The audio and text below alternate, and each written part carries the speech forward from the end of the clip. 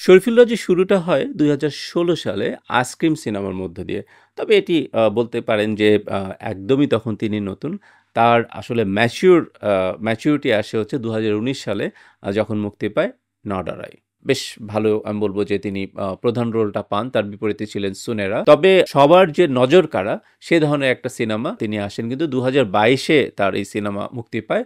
সেই সিনেমাটির নাম হচ্ছে 'পরাণ'। 'পরাণ' সিনেমায় তিনি কিন্তু সবার নজর কাড়েন। তার ক্যারেক্টারটি অ্যান্টি হিরো ক্যারেক্টার থাকলেও তিনি আসলে প্রধান চরিত্রের যে গুরুত্বটাই সবার কাছে পেয়েছেন এবং সিনেমাটি তাকে আসলে অনেক পরিচিত করে। এর কিছুদিন পরেই কিন্তু যে সিনেমাটি মুক্তি পায়, সে সিনেমাটি হচ্ছে 'হাওয়া'। 'হাওয়া' সিনেমায় কিন্তু অনেকগুলো চরিত্রই ছিল। চঞ্চল চৌধুরীও ছিলেন একটি প্রধান চরিত্রে।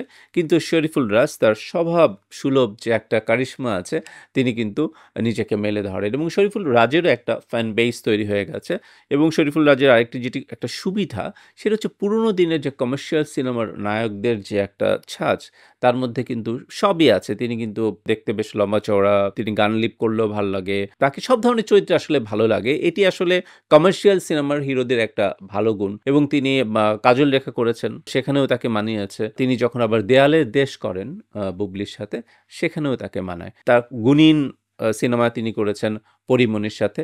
সব ধরনের নায়িকাদের সাথে সব ধরনের সিনেমায় শরীফুল রাজের একটা বিশাল জায়গা আছে। 'ওমর' করেছেন, যেখানে আসলে এটা একটা নায়িকাবিহীন সিনেমা। সেখানেও তাকে মানিয়ে গেছে। তো সব মিলিয়ে শরীফুল রাজও কিন্তু এই তালিকায় আছেন। সাকিবের পর যদি আপনারা ভাবেন এই তালিকায় তাকেও রাখতে পারেন।